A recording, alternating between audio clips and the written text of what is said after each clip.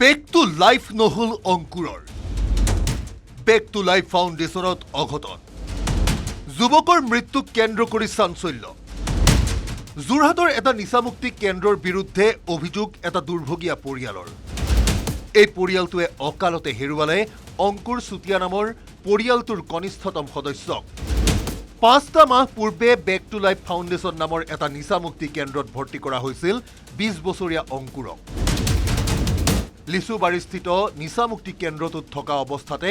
যুৱকজনৰ মৃত্যু হোৱা কেন্দ্ৰ কৰি সৃষ্টি হৈছে চাঞ্চল্যৰ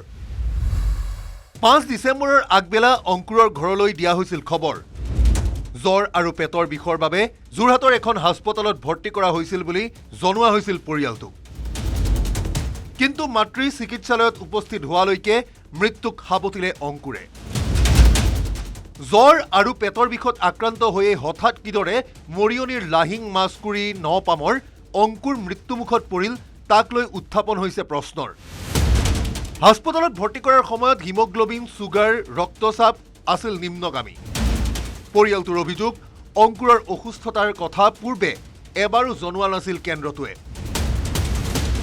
আগতে মই আজি 3 দিন মান আগতে ফোন কৰিছোঁ আপোনালোকে মোক কোৱা নাকিলে ভাল হৈছে একো নাই হোৱা মোৰ ল'ৰাটোৱে ভাত খায়নে খায় কেনেকৈ আছে কথা পাতেনে পাতে ইমান ধুনীয়া ধুনীয়াকৈ মই কথাবোৰ সিহঁতি মোক কৈ থাকে মই আনৰ কথা মানে কিছুমানে কয় নহয় বোলে ল'ৰা বোলে এনেকৈ থ'লে কিবা এটা ধৰ কষ্ট দিয়ে এনেকৈ দিয়ে বুলি কয় সেইবোৰ কথাও সিহঁতক কৈছোঁ মই সিমান পৰ্যন্ত কৈছোঁ এই আপুনি লোকৰ কথা নুশুনিব মোক তেনেকৈ বুলি কয় মই বোলো তুমি চাবা মোৰ ল'ৰা এটাই মই তাক কিমান হেৰিকৈ আশা দেখাকৈ পঠিয়াইছোঁ তোমালোকৰ তালৈ ন ভাল হওক বুলি কিন্তু মই এনেকৈ বেয়া হৈ আহিব বুলি মই ভবা নাছিলোঁ নহয় আৰু সিহঁতি মোক আগতে ক'ব লাগিছিলে যে বোলে ল'ৰাটো বোলে হেৰি বেমাৰ হৈ আছে জ্বৰ হৈ আছে কাহ হৈ আছে মোক আগতে একো জনোৱা নাই মোক হাস্পতালত ভৰ্তি কৰোঁতে ৰহস্যজনকভাৱে কেন্দ্ৰটোৱে ভুল তথ্য দিছিল অংকুৰ চুতীয়াৰ তেওঁৰ নাম আছিলে অংকুৰ চুতীয়া তেওঁৰ নাম কৈছে অংকুৰ বৰা আৰু যোৰহাট ভেটাপাৰাত বিচাৰি আছে পুলিচৰ মানুহে কিন্তু লাহিং ইয়াতহে বিচাৰিব লাগিছিলে ইয়াততো জল পটপটকৈ ওলাই আছে ন তেহঁতৰ মানে ব্যৰ্থতাৰ কাৰণে আজি এজন ল'ৰাক আমি হেৰুৱালো ন তাহাঁতে এৱেৰ নহয় যদি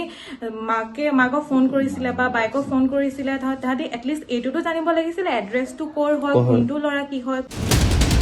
প্ৰয়োজনীয় চিকিৎসাৰ ব্যৱস্থা নকৰাৰ লগতে মিছা কথাৰে আভুৱা ভৰাৰ অভিযোগ উত্থাপন কৰিছে পৰিয়ালৰ লোকে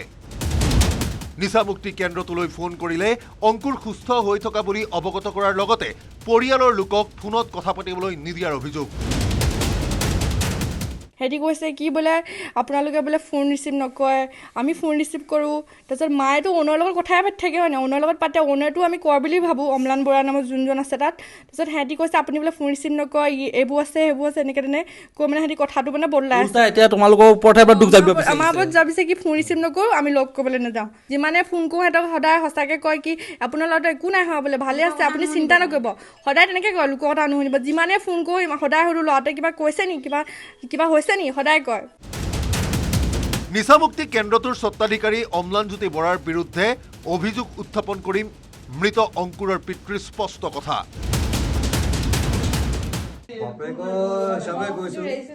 মই এইটো বৰ ডাঙৰ কেছ খেলিম এইটো মোক ন্যায় লাগিবই য'তে যিমান নহওক এইটো কেছ খেলিমেই এইটোৱে কৈ দিলোঁ য'ত ডক্তৰ আছে য'ত এইখিনি আছে এইখিনি মোৰ কেছ মই খেলিম এইটো কেছ খেলা মোৰ মনে আহি আছে এই কেছটো মোক ন্যায় লাগিবই মৰিয়নিৰ পৰা Jyotiprasad Gogoi report news 18 Assam north east